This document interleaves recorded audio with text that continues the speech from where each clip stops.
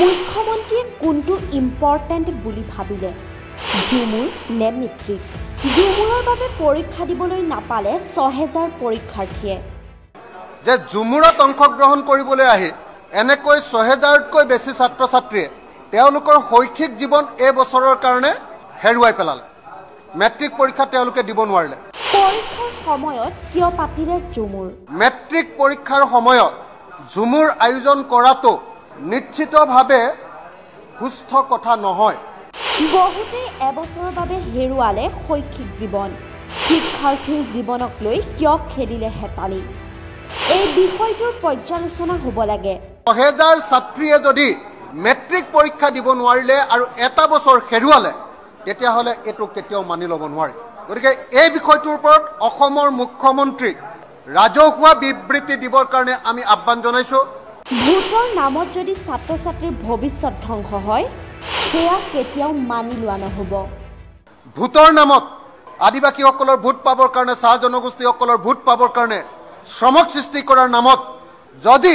৬০০০ ছাত্ৰ ছাত্ৰীৰ ভৱিষ্যত ধ্বংস কৰি দিয়া হয় এইটো কেতিয়াও মানি লোৱা নহ'ব পুনৰ মেট্ৰিক অনুষ্ঠিত কৰিবলৈ আহ্বান অখিল গগৈৰ আৰু প্ৰয়োজন হ'লে পুনৰ মেট্ৰিক পৰীক্ষা আৰু চাগে হায়াৰ ছেকেণ্ডেৰীটো একেটাই ঘটনা ঘটিছে মেট্ৰিক আৰু হায়াৰ ছেকেণ্ডেৰী পৰীক্ষাত চাহ জনগোষ্ঠী আদিবাসী ছাত্ৰ ছাত্ৰীসকলৰ কাৰণে বিশেষ স্পেচিয়েল পৰীক্ষা অনুষ্ঠিত কৰিবৰ কাৰণে মই আহ্বান জনাইছোঁ জুমুৰ শেষ হ'ল কিন্তু শেষ নহ'ল চৰ্চাৰ ২৪ ফেব্ৰুৱাৰীত জুমুৰে গঢ়িলে বিশ্ব অভিলেখ সৰুসজাই ষ্টেডিয়ামত প্ৰায় ৯০০০ নাচনীয়ে একেলগে নাচিলে চাহ জনগোষ্ঠীৰ লোকনৃত্য জুমুৰ আনফালে জুমুৰৰ সময়তেই চলি আছিল জীৱনৰ দুটাকৈ গুৰুত্বপূৰ্ণ পৰীক্ষা জুমুৰ নচাৰ আশাতেই মেট্ৰিক পৰীক্ষা দিয়াৰ পৰা বঞ্চিত হ'ল বহু পৰীক্ষাৰ্থী অসম বিধানসভাৰ বাজেট অধিৱেশনৰ আজি পঞ্চমটো দিন হাতত অগ্ৰদূত কাকত লৈ বিধায়ক অখিল গগৈয়ে কৰিলে প্ৰশ্ন আৰু দেখাই দিলে ৬০০০ ছাত্ৰ ছাত্ৰী অৱতীৰ্ণ হ'ব নোৱাৰিলে পৰীক্ষাত কিয় ছাত্ৰ ছাত্ৰীৰ জীৱনক লৈ খেলিলে হেতালি ভোটৰ আশাতে আদিবাসীসকলক ব্যৱহাৰ কৰিলে জুমুৰৰ বাবে বহুতেই এবছৰৰ বাবে হেৰুৱালে নিজৰ শৈক্ষিক জীৱন লগতে মুখ্যমন্ত্ৰীলৈ আহ্বান নতুনকৈ অনুষ্ঠিত কৰিব লাগে মেট্ৰিক পৰীক্ষা যে জুমুৰত অংশগ্ৰহণ কৰিবলৈ আহি এনেকৈ ৬০০০তকৈ বেছি ছাত্ৰ ছাত্ৰীয়ে তেওঁলোকৰ শৈক্ষিক জীৱন এই বছৰৰ কাৰণে হেৰুৱাই পেলালে মেট্ৰিক পৰীক্ষা তেওঁলোকে দিব নোৱাৰিলে গতিকে এই বিষয়টো এটা ভয়ংকৰ খবৰ মেট্ৰিক পৰীক্ষাৰ সময়ত ঝুমুৰ আয়োজন কৰাটো নিশ্চিতভাৱে সুস্থ কথা নহয় ঝুমুৰ আয়োজন কৰাটোত আমাৰ কাৰো আপত্তি নাই বৰং আমি সকলোৱে আদৰণি জনাইছিলোঁ যে চাহ জনগোষ্ঠী আদিবাসী নিচিনা এটা নিপীড়িত জাতিক যদি এনেকৈ এক্সপোজাৰ দিয়ে তেতিয়াহ'লে সেইটো ভাল খবৰ কিন্তু তাৰ নামত যদি জনগোষ্ঠীটোৰ ৬০০০ ছাত্ৰীয়ে যদি মেট্ৰিক পৰীক্ষা দিব নোৱাৰিলে আৰু এটা বছৰ হেৰুৱালে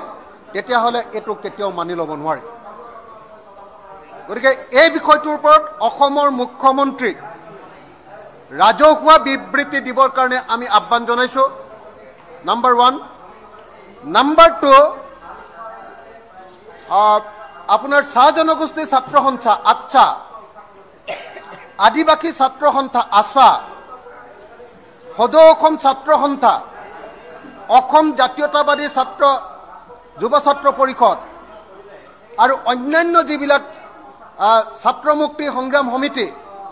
যিমানবিলাক ছাত্ৰ সংগঠন আৰু বামপন্থী ছাত্ৰ সংগঠন আছে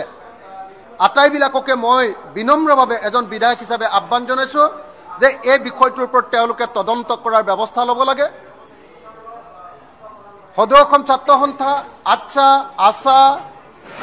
SMSS SFI AISF প্ৰত্যেকটো ছাত্ৰ সংগঠনে AJYCP এই বিষয়টো পৰ্যালোচনা কৰিব লাগে বিবেচনা কৰিব লাগে তদন্ত কৰিব লাগে আৰু যদি সঁচাকৈ ৬০০০ ছাত্ৰ ছাত্ৰীয়ে পৰীক্ষা দিবলৈ পোৱা নাই তেতিয়াহ'লে মই মুখ্যমন্ত্ৰীৰ ওচৰত আৰু শিক্ষামন্ত্ৰীৰ ওচৰত দাবী জনাইছোঁ যে আকৌ স্পেচিয়েল পৰীক্ষা পাতি আমাৰ চাহ বাগিচাৰ এই ছাত্ৰীসকল আৰু এই ছাত্ৰসকলক পৰীক্ষা দিয়াৰ ব্যৱস্থা কৰিব লাগে উৎসৱৰ নামত প্ৰধানমন্ত্ৰীক তেল লগোৱাৰ নামত যদি চাহ বাগিচাৰ ছাত্ৰ ছাত্ৰীসকলৰ ভৱিষ্যত ধ্বংস কৰি দিয়া হয়, ভোটৰ নামত আদিবাসীসকলৰ ভোট পাবৰ কাৰণে, চাহ জনগোষ্ঠীসকলৰ ভোট পাবৰ কাৰণে শ্ৰমক সৃষ্টি কৰাৰ নামত যদি ৬০০০ ছাত্ৰ ছাত্ৰীৰ ভৱিষ্যত ধ্বংস কৰি দিয়া হয়, এইটো কেতিয়াও মানি লোৱা নহ'ব। গতিকে মই অসমৰ মুখ্যমন্ত্ৰী আৰু অসমৰ শিক্ষামন্ত্ৰীক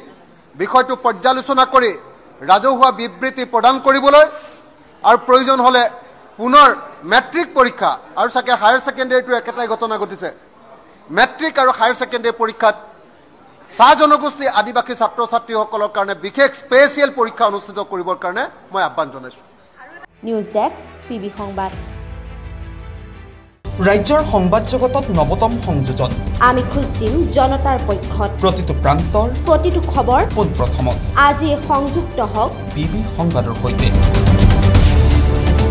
প্ৰতিটো সমষ্টিৰ পৰা বিচৰা হৈছে সংবাদ প্ৰতিনিধি। আজি প্ৰেৰণ কৰক আপোনাৰ চিভি। আমাৰ ইমেইল এড্ৰেছ pbsongvad277@gmail.com। আমাৰ হোৱাটছএপ নম্বৰ 6001249592।